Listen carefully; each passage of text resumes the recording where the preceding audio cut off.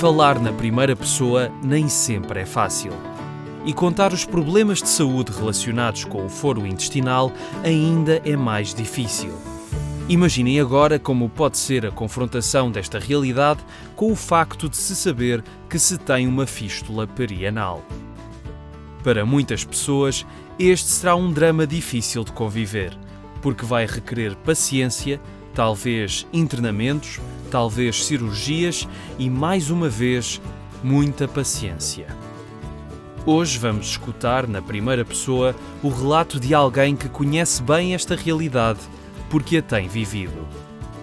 A realidade de se ter uma fístula perianal pode ser problemática. E agora, o que tenho de fazer? Será que esta situação vai passar?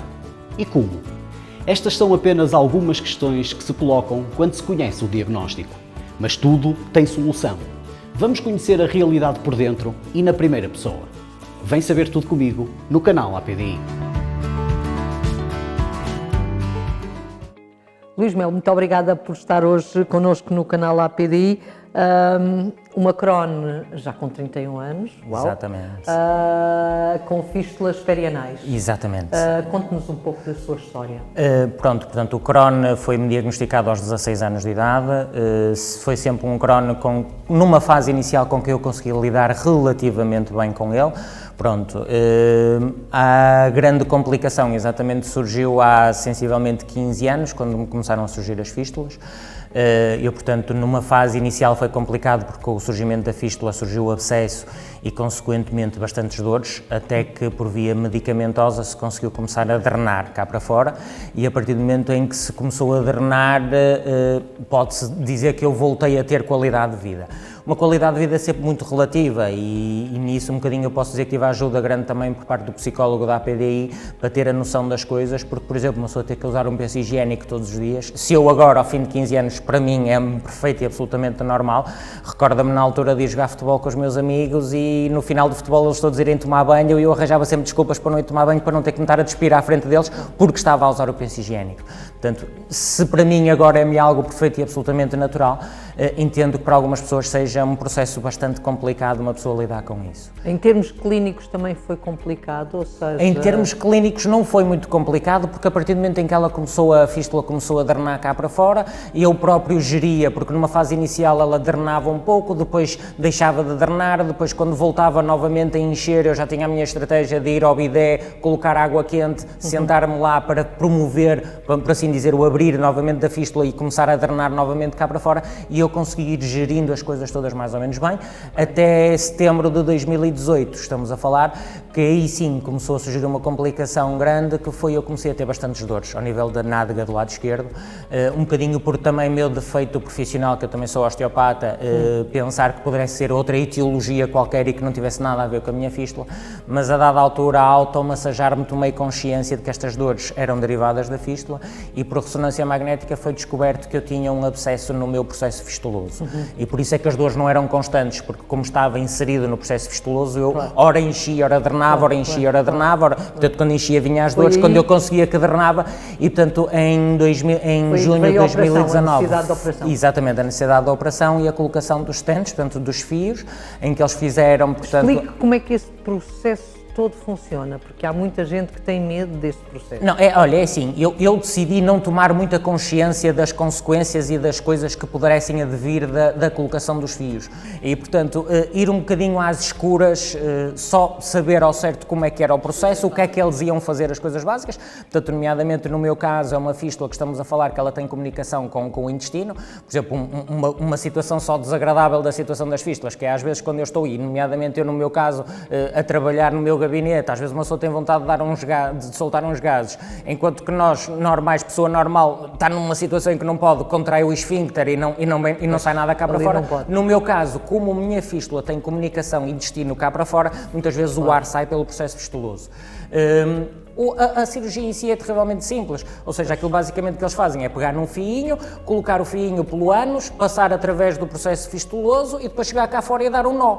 Basicamente aquilo que o corpo vai fazer... E a partir daí a sua vida mudou, de facto? facto... A partir daí, de facto, as dores desapareceram completamente. Em termos de dores, em termos portanto... daquela dor que eu tinha, por exemplo, repare, estar em pé, no meu caso, a trabalhar, houve às vezes algumas terapias em que eu costumava dizer, quase que me faltava as lágrimas correrem pela cara abaixo, das dores que eu tinha.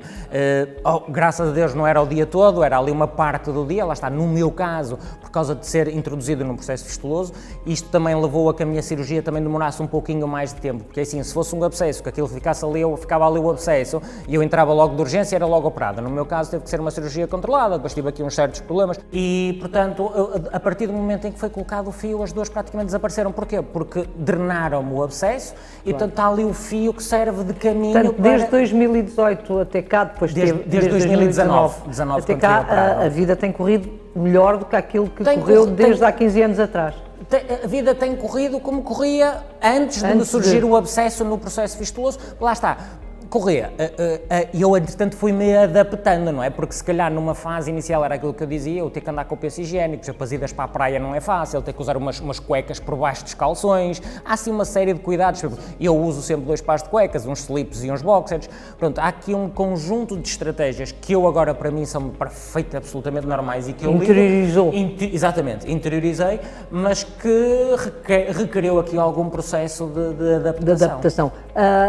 Em todo este processo, principalmente desde que descobriu a fístula perianal até hoje, a relação com o profissional de saúde, com os profissionais de saúde, de um modo geral, mas com o médico, como é que tem sido? Eu vou-lhe dizer, eu tive um médico anterior, em 2012, derivado também dos meus novos know-hows em termos da saúde, decidi mudar de médico porque achei que o médico anterior não estava a ter a postura mais correta. Tem sido fantástico. Sim. Eu adoro o médico que tenho agora, lá está. Com este processo fistuloso, por exemplo, eu automaticamente, quando alterei para este médico, começou-se logo a fazer a medicação biológica, no meu caso foi o infliximab, que me dei maravilhosamente bem com o infliximab, infelizmente por causa aqui de umas complicações teve que ser interrompido e agora estou com outro, mas enquanto fiz o infliximab, por exemplo, a fístula teve logo umas melhorias incríveis. Portanto, se tivesse de dar algum conselho para pessoas que têm crónico, de facto, estão agora a ser confrontadas, digamos, pela primeira vez com uma fístula perianal, e que de facto naquele momento se calhar cai o mundo, não é? Sim, o mundo.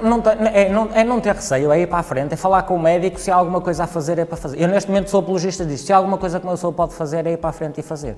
Repare, eu dou um bocadinho já, não tanto do fístula, mas no meu caso uma estenose complicada no colo descendente, estão-me a falar na hipótese de cirurgia, bem, aguentei 31 anos. Mas o Luís Melo é uma pessoa positiva, digamos assim, não é? Eu acho que os anos de Crohn e para uma pessoa conseguir levar isto para a frente ajudaram-me a chegar a essa conclusão e a chegar a esse positivismo. Que papel é que tem tido a associação uma ajuda preciosa, principalmente por causa do psicólogo.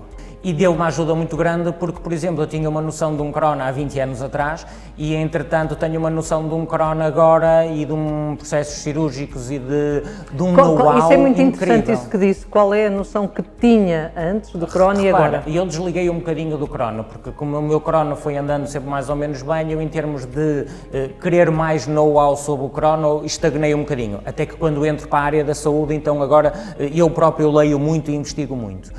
E, portanto, por exemplo, em 2012, quando o meu médico disse, bem, vamos fazer a medicação biológica, senão corremos o risco de ter que ser operados, o meu mundo desabou. Porquê? Porque para mim a cirurgia era como era há 20 anos atrás, barriga aberta, intestinos cabra fora e 6 meses de recuperação. Hoje em dia, com a laparoscopia, no máximo 1 semana, 2 semanas, 3 semanas, se a coisa correr mal de recuperação e uma pessoa está com a vida toda perfeita e absolutamente normal. 3 semanas foi o que eu tive mais ou menos parado por causa da cirurgia da minha fístula. Portanto, não tem nada a ver para um doente que hoje tem Crohn, digamos assim, não tem nada a ver com como era há 31 anos. Nada, completamente diferente. Nós hoje em dia temos ferramentas que são assim, mesmo uma pessoa consegue, aquilo que eu costumo dizer, eu acho que hoje em dia temos uma qualidade de vida que não tínhamos. Repare, eu há 31 anos atrás, por exemplo, eu cheguei a andar na faculdade na altura e por causa do stress dos exames eu fazia muitas crises, o meu médico na altura controlou com cortisona. Eu tomei cortisona durante 6 anos consecutivamente, o que neste momento fez com que eu tenha uma osteopenia.